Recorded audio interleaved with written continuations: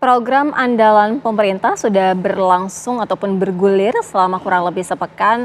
Lantas bagaimana evaluasinya dan apakah sudah sesuai dengan harapan? Kalau kita mendengar banyak sekali cerita anak-anak ini ada yang sangat-sangat antusias karena memang menunya berbeda-beda. Kemudian apakah sudah sesuai dengan gizi yang seharusnya didapat oleh anak-anak? Kita akan ajak Anda berdialog bersama dengan sejumlah narasumber. Sudah hadir di studio Mas Ator Subroto, merupakan Direktur Sekolah Kajian Strategik dan Global Universitas Indonesia. Selamat malam. Selamat malam. Sehat ya Mas ya? Sehat, Sehat, alhamdulillah. Kemudian sudah bergabung melalui Zoom ada Dede Prayudi, tenaga ahli utama Kantor Komunikasi Presiden. Mas Uki, selamat malam. Selamat malam Mbak Sira, selamat malam juga Mas, sehat selalu. Ya, sehat-sehat ya Mas Uki ya. Mas Uki, kalau kita berbicara mengenai sejauh ini sudah sepekan dilakukan makan bergizi gratis. Apa yang menjadi tanggapan ataupun respon yang Mas Uki terima secara keseluruhan paling tidak? Ya, jadi yang paling masif itu adalah ketika makanan terutama berupa sayur mayur ya, itu tidak dihabiskan. Iya. Jadi kalau saya berbicara atau saya kan sering banget ditanyakan ketika program ini sudah berjalan 3 hari, 4 hari, 5 hari, ternyata masih sama rupanya apa yang menjadi evaluasi kami. Jadi terkait dengan pengantaran waktu misalnya ya, waktu diantarkannya itu pas. Nah ini artinya makanan yang tiba berupa bahan baku yang tiba, mohon maaf, ini pas. Diolah menjadi masakan, ini waktunya juga pas. Kemudian diantarkan dan sampai ke tangan para siswa-siswi, ini juga pas. Kemudian, nah ini dia nih, yang paling banyak itu adalah ketika sudah diantarkan dan dikonsumsi oleh siswa-siswi kita, yang paling banyak itu adalah tidak habis. Dan ketika kita lihat lagi mana yang paling banyak tidak habis, itu adalah sayur mayur atau sayur-sayuran. Nah ini adalah tantangan buat kita semua ya, ini adalah evaluasi buat kita semua, kenapa anak-anak ini paling banyak menyisakan itu sayur. Nah kalau yang pertama ya tentu saja ya, kalau saya tanya kepala sekolah gitu-gitu ya, mereka mengatakan bahwa oh ya anak-anak ini umumnya kalau lagi istirahat, kalau lagi jajan gitu, belinya tuh kalau nggak mie instan goreng-gorengan. Ya oke, itu satu masukan yang kita catat. Tapi catatan yang lain bisa saja memang mungkin saja sayur-sayurannya ini harus dikemas dengan rasa yang lebih menarik. Jadi kita melihatnya dari dua sisi Mbak Sira. Pertama, dari new habitnya anak-anak yang memang nggak terbiasa makan sayur dan kita ingin membiasakan makan sayur. Lalu yang kedua, bisa saja memang sayur-sayuran yang kita kasih ini ketika dikemas, dimasak dan lain-lain, ini bisa saja tidak semenarik itu. Jadi kita melihatnya dari dua sisi dan untungnya ya, yang namanya menu program makan bergizi gratis ini kan itu dirancangnya itu harian ya, dibuatnya itu mingguan. Artinya dalam seminggu itu dibuat menunya apa, tapi kemudian dirancang per menu itu sifatnya harian. Jadi setiap SPPG ini harus selalu mempelajari hari demi hari apa sih kira-kira yang menjadi kesukaan anak-anak. Bagaimana tuh anak-anak itu membangun seleranya. Sehingga makanan itu mulai dari yang nggak dilihat, kemudian dilihat. Dari dilihat, kemudian disentuh. Dari disentuh, kemudian dimakan. Jadi ini adalah bagian dari evaluasi kami. Di samping memang ada evaluasi-evaluasi lain. Tapi ini adalah evaluasi kami yang paling kami anggap serius lah, supaya makanan ini terutama sayur-sayuran ini nggak terus-menerus menyisa. Demikian Mbak Sira. Mas Uki, ini nih di semua wilayah atau ada daerah-daerah tertentu yang memang anak-anak ini tidak familiar gitu makan sayur, atau justru hanya di kota-kota seperti kota-kota besar yang memang mereka tidak menyukai sayur, sementara di daerah-daerah justru mereka paling habis adalah sayur, atau seperti apa? Mungkin juga dari lokasi-lokasi tertentu mungkin. Saya nggak bisa ya menyebutkan lokasi-lokasinya yang di mana-mana itu yang doyan sayur, yang doyan daging dan lain-lain.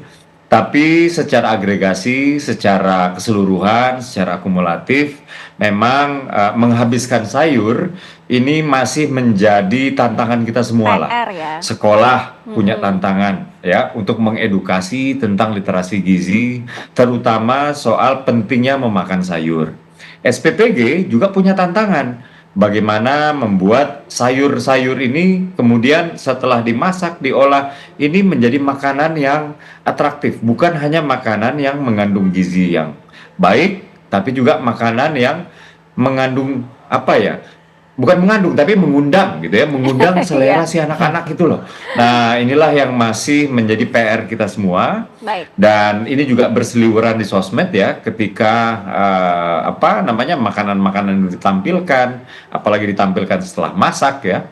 Buah itu umumnya dimakan. Karbohidrat, nasi dalam hal ini itu umumnya dimakan. Daging-dagingan berupa daging ayam ya, berupa daging sapi itu juga umumnya dimakan.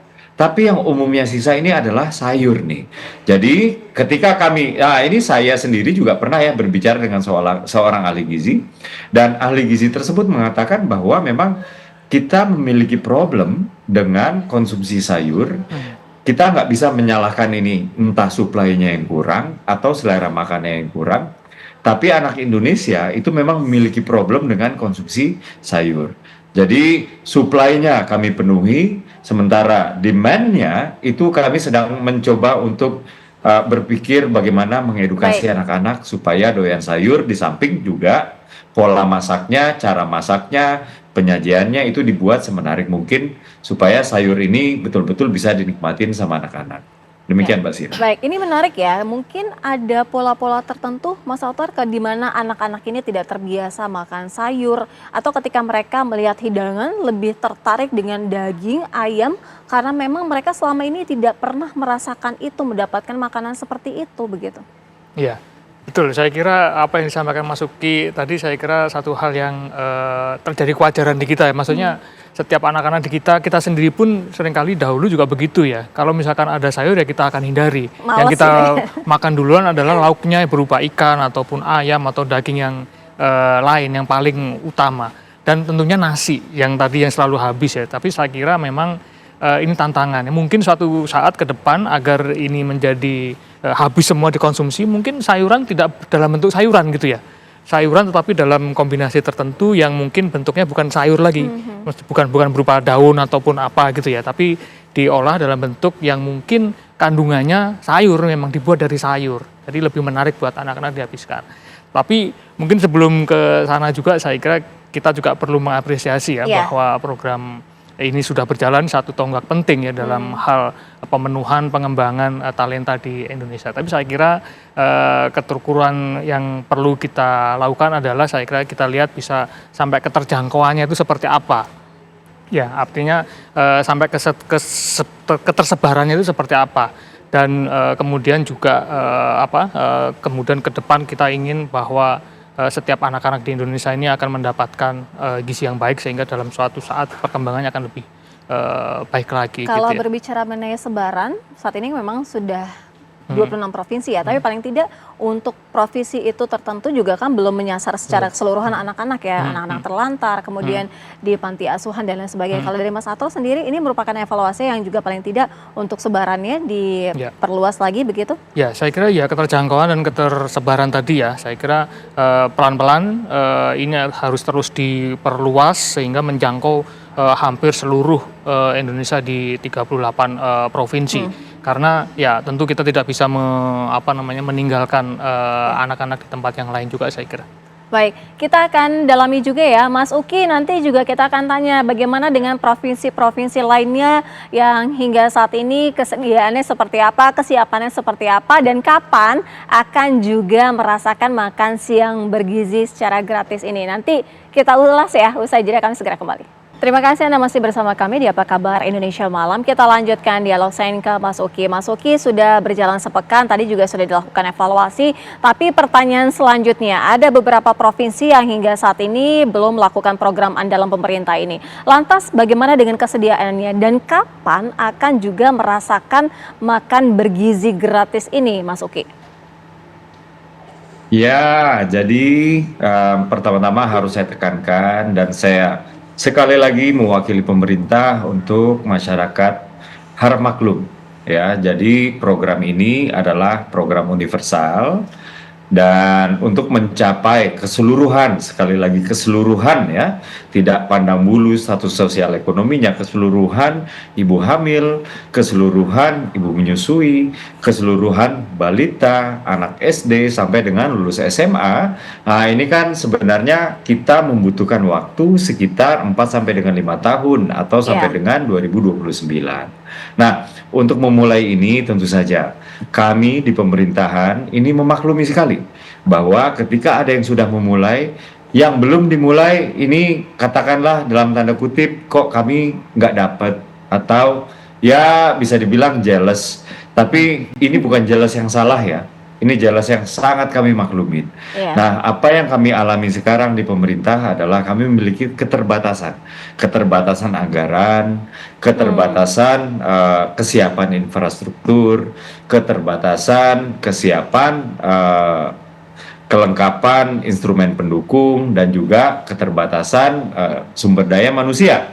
Nah, dari apa yang kami lakukan itu adalah semua yang sudah siap mohon untuk segera dimulai, jangan biarkan rakyat menunggu. Nah, iya. sementara semua yang belum siap atau mereka-mereka yang belum siap, kami minta untuk segera dikebut. Apa yang dibutuhkan, minta ke kami untuk segera supaya bisa segera mulai.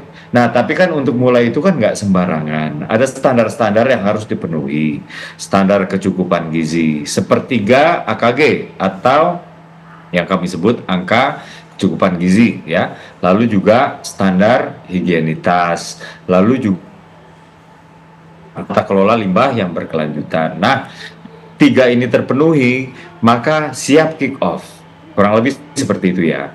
Nah, kalau misalnya ada daerah-daerah yang belum, mohon sabar. Mohon sabar. Baik. Karena kita akan mengebut ya, bukan akan, kita sedang mengebut. Jadi di tahun 2025 ini ya, sampai dengan tahap satu ini berakhir, yaitu sekitar bulan Maret awal ya, itu harusnya sudah ada 3 juta penerima manfaat. Iya. By the time 2025 ini berakhir, seharusnya sudah ada sekitar 17 sampai dengan 20 juta penerima manfaat.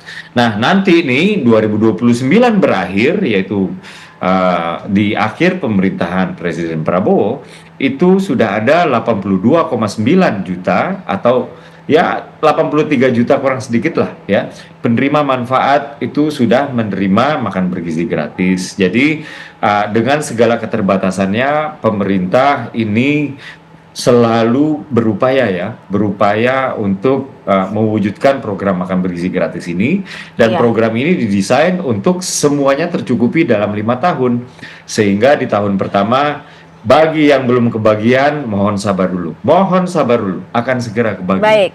Demikian Mbak Sira. Kita juga memang mengapresiasi ya dari Mas Sarto tadi bilang kan sudah dimulai, ini merupakan langkah yang baik, tinggal pengawasannya aja ya agar keberlangsungan itu juga benar-benar terjaga ya. Paling tidak kan kalau penerima manfaat makan bergizi gratis ini dirasakan paling cepat kurun waktunya berapa lama kalau menurut Mas Sator? Ya, saya kira karena ini adalah urusannya dengan gizi manusia dan pengembangan manusia ya. Saya kira pembangunan manusia, saya kira memang tidak bisa Waktu diukur dalam singkat, waktu yang iya. singkat.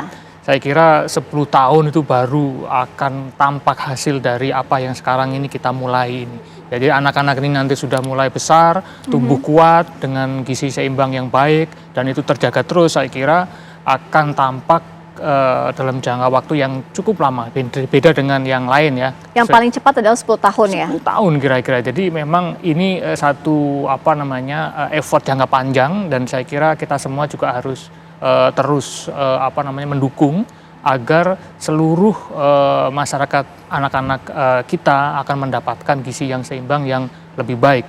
Nah, dengan begitu maka kita bisa melakukan banyak hal. Karena dengan gizi yang seimbang ini akan menjadi lebih pintar, akan menjadi lebih sehat, tentu nantinya kalau sudah besar akan menjadi lebih produktif, dan tentu ini juga akan memperkuat kelas menengah kita ke depan. Karena tanpa itu ya kita akan kelewat lagi saya kira. Harusnya program ini keberlangsungannya terus-menerus ya. Tidak jangka waktu tertentu begitu ya? Ya, tidak. Ini harus mulai saat ini dan selamanya. Saya kira harus terus berjalan. Saya kira tadi langkah-langkah awal yang nanti ketika akhir masa kepemimpinan Presiden Prabowo menjadi 80 juta penerima dan lain sebagainya, satu hal yang luar biasa dan ini harus terus dilakukan mulai saat ini dan selamanya. Saya kira gitu agar generasi kita mulai mendapatkan asupan gizi yang baik dan akan membuat mendatangkan prestasi-prestasi yang mungkin kita tidak bayangkan sebelumnya. Ada evaluasi tertentu, misalkan daerah-daerah yang tadinya mungkin kategori bergizinya itu berbeda dengan daerah-daerah seperti kota metropolitan, provinsi yang besar. Ya, tentu saya kira harus ada pembedaan klaster-klaster seperti itu ya, karena walaupun ada basic minimumnya ya, saya kira tadi beberapa untuk mengakomodir lokal ya, sesuai dengan bahan pangan lokal dan lain sebagainya, saya kira juga harus perlu kita tingkatkan. Di daerah-daerah lain mungkin tidak makan nasi gitu ya, mungkin di daerah-daerah lain mungkin lebih ke sagu dan lain sebagainya. Itu yang harus kita lihat, jadi tidak harus nasi.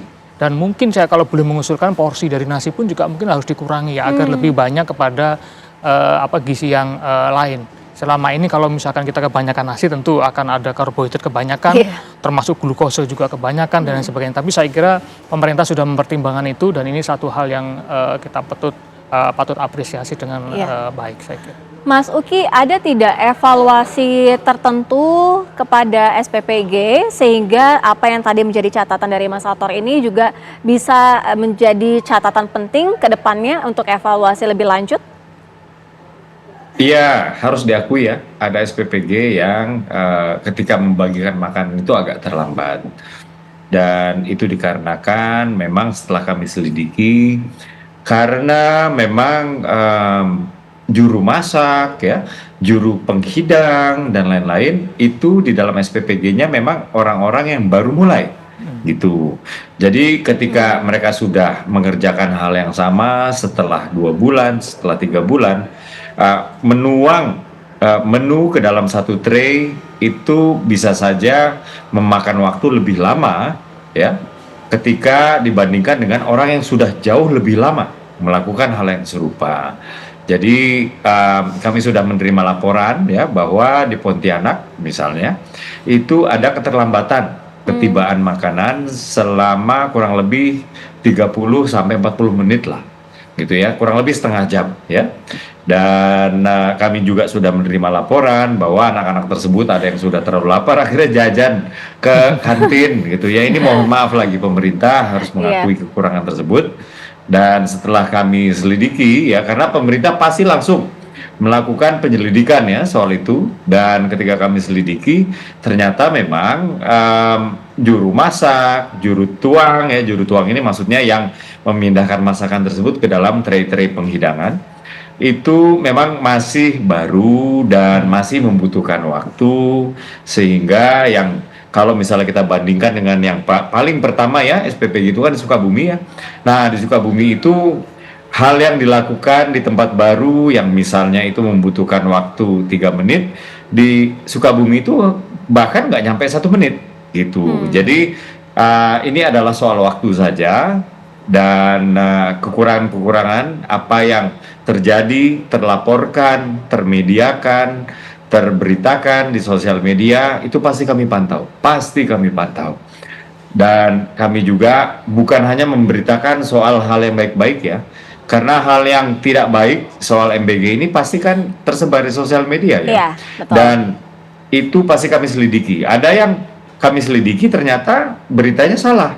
Nah ini ada 2 nih, misalnya ketika di Palembang disangka menunya hanya tahu dan tempe. Nah ternyata orang yang menolak atau siswa yang menolak makan itu hanya 1 orang, karena dia mengira menunya hanya tahu dan tempe, dan setelah diselidiki itu menunya bukan tahu dan tempe tapi ikan gabus dan tempe. Nah ikan gabus tersebut bentuknya seperti tahu sehingga dia salah kira. Atau yang kedua, ketika disangka ada yang meninggal setelah makan MBG. Nah ini di salah satu kantor berita nasional Kemudian kita cek, ternyata di sini adalah pemberitaan yang salah, sehingga kantor pemberitaan tersebut minta maaf kepada publik. Jadi kami memantau terus. Ketika berita itu benar, kami pasti langsung bertindak dan pasti langsung melakukan perbaikan-perbaikan. Demikian Mbak Sira. Baik, terima kasih Mas Uki. Semoga lancar-lancar ke depannya. Terus semangat, semoga juga pemerataan ini bisa dilakukan secepatnya. Sekali lagi kita mengapresiasi, tinggal bentuk pengawasannya saja yang dilakukan. Terima kasih Mas Uki, terima kasih Mas Sator sudah berbagi bersama kami di Apa Kabar Indonesia Malam.